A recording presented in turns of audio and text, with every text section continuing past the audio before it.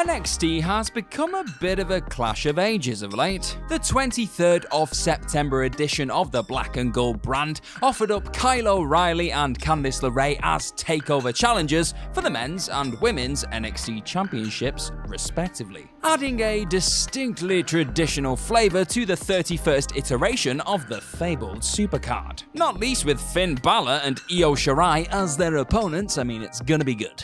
While both of these matches promise the sort of thrilling in-ring quality that became part of the staple takeover diet several years ago, neither will ever face the public shaming absorbed by the slightly, let's say, grabbier bookings of the recent empty Full Sail era. And it is not hard to see why. Admittedly, Adam Cole and Keith Lee's double title match wisely afforded the show a week for the secondary strap and then another for the big or the marbles encounter, but the whole thing just had a distinct main roster flavor to it. Don't like it.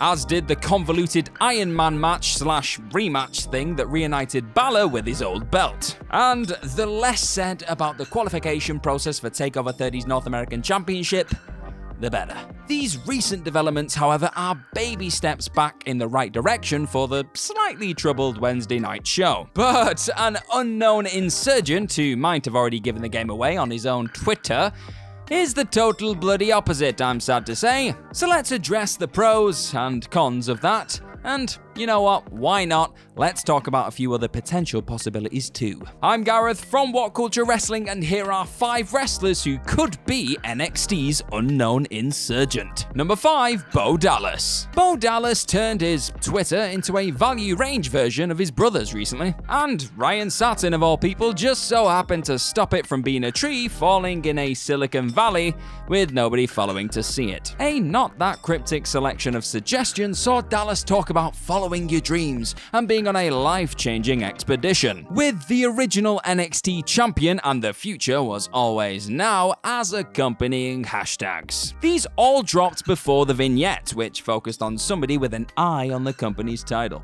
This seemed to suggest that it was a former title holder, with Dallas's garbled mystery man stuff fitting the profile as well as any prior champion that might want to make a return to the brand, having gotten absolutely lost and embarrassed on the main roster. See, the problem here is not one that we fans should really have to worry about, but it's one that any discerning NXT viewer almost certainly will. Dallas was a comedic figure by the time he was defeated by Neville on the first live network special. He was also a performer actively phased out as attention on the brand was phased up. Coincidence? Maybe not. Worse still, if this is serious and not total parody, he'll feel like a one-man retribution trying to rattle a brand that outgrew him when he was still on it. So, it doesn't bode well. If Dallas does rear his head come Sunday, we could be in for a long couple of months, folks. Long. Number 4, Paige. Sticking with Bo's era, but pivoting to the women's division, could another first ever NXT champion be ready to cast an eye on the current state of the Black and Gold brand? I hope so. Paige's presence within WWE was mainly reserved to Fox show backstage in the pre-global health crisis era, and it looked like a genuine possibility that she might not actually be with the company at all after the weird, bizarre rules that revealed that they couldn't use certain WWE names on platforms like Twitch and Cameo for streaming, and Paige loves streaming, so it was all looking a bit messy. In the end, she noped all of that with a typically bold stance. But might that moment have been a major reminder to those in charge that she was still on the books at all? Perhaps. Without getting ahead of myself, we are still to presume that she can't wrestle, even though in recent times people just seem to be popping up out of retirement, left, right, and center. But yeah, that's where we're at. But her run as the Kabuki Warriors manager was, I'd say, a bit too brief to really see how she might perform in a managerial role if she's given something she could really get her teeth stuck into. And in direct contrast to Bo Dallas, she'd be a really welcome addition to the brand right now. The women's division could do with a legacy player or wizened veteran to work with, against, or alongside one of the roster's younger talents. That's something I'm up for. Number 3, Pete Dunne. Pete Dunne recently returned to the wasteland of NXT UK when that brand finally found its way back on the air, recently. Like I've said recently a few times, but yes, recently. But the bruiserweight was always way too big for the cement boots he's often worn on for the betterment of the brand. The world was also an extremely different place the last time Dunne wrestled on NXT, but he'd established himself as a perpetual title contender beforehand. Tag belts were lost in his absence, and a record reign with the UK Championship still remains intact unless Walter can last another 140 plus days with that gold. I'm watching you, Hamlet. Now, that belt may not have been the one clocked in the vignette, but perhaps that representation of the NXT title was a mirror of his aspiration rather than one turned towards his past, if you follow. Restrictions appear to have been loosened enough to get him on a plane too, and this feels like the sort of booking that would at least motivate him to make it to the destination of the black and gold brand. And plus, who wouldn't want to see Finn Balor or maybe even Kyle O'Reilly going one-on-one with Pete Dunne for the NXT Championship?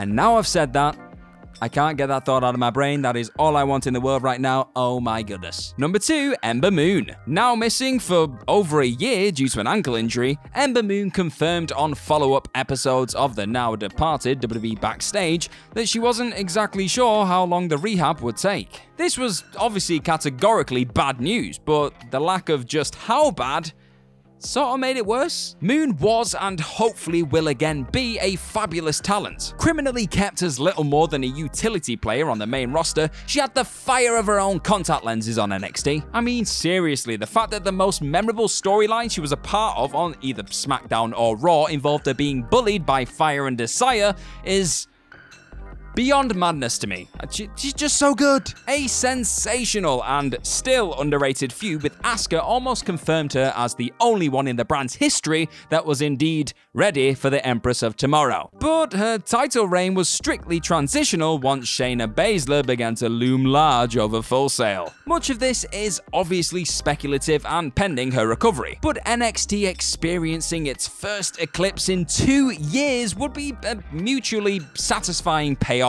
to a mystery angle desperately short on genuine intrigue. You can tell I'm passionate. I want her to come back. She's so good. Also, quick sidebar, Ember Moon versus Io Shirai or Rhea Ripley or Tegan Nox or pretty much anybody in that division is just take my money. NXT's women's division, as it stands, is undoubtedly one of, if not the strongest division WWE currently boasts. But the return of the Wednesday Night War goddess could take it to a whole new level. Nope, not sorry about that. Number 1, Samoa Joe. If Finn Balor as champion represents an attempt to get back to basics on NXT, Samoa Joe also returning as a top contender would be a welcome reminder of when he turned the damn place upside down, inside out, and just literally ragdolled it. He got it, he suplexed it, he tapped it out, he just did dreadful things to it. As an ex-NXT champion, he fits the profile of all the clues dropped in the vignette. But what if Bo Dallas was the guy, only to be choked out by a much more dangerous guy just seconds later?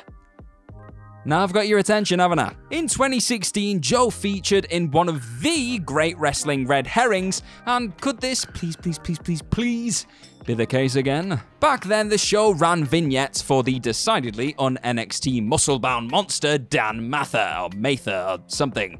Remember him? Before he even threw a forearm in anger, a raging Samoan submission machine arrived on the scene and choked him out, throwing further petrol on an already raging fire with Shinsuke Nakamura. And while we're at it, bring him back too. Just bring them all back. Okay, I'm getting a bit carried away, but I'm getting so excited. Battering Bo Dallas in the same manner to advise Finn Balor on who his real next threat was, well, would be a pretty cool way to make his return from the relative safety of the Raw commentary table. Though admittedly, it'd be a little bit sad to see him go from Raw because I really like him. He makes the show watchable, but what are you gonna do? Joe, stop being good at so many different things. Also, any chance to have the Prince and the Samoan submission machine reignite a rivalry which still stands as one of the finest in the brand's illustrious history must surely be taken. Yeah, I know this is all likely a pipe dream and all signs do pretty much point to Mr. Dallas or maybe another uninspired choice popping up on Sunday. Hopefully minus the night vision goggles, or they risk becoming the second WWE Splinter Cell wannabe in a week. But maybe, just maybe, Triple H has a game-changing Joe-shaped card up his sleeve. Only TakeOver will tell. Because And that's our list. Who else could be NXT's unknown Insurgent? And if you've already seen the pay-per-view, how far off were we? Let us know in the comment section right down below, and do not forget to like, share, and please, while you're there, click on that subscribe button. Also, do not forget to head on over to whatculture.com and click on some more awesome articles just like this great Michael Hamflet one that this video is based on. The guy's a genius, I merely say the words. I have been Gareth from What Culture Wrestling. Thank you very much for watching, and I'm sure I'll see you very, very soon. Bye-bye.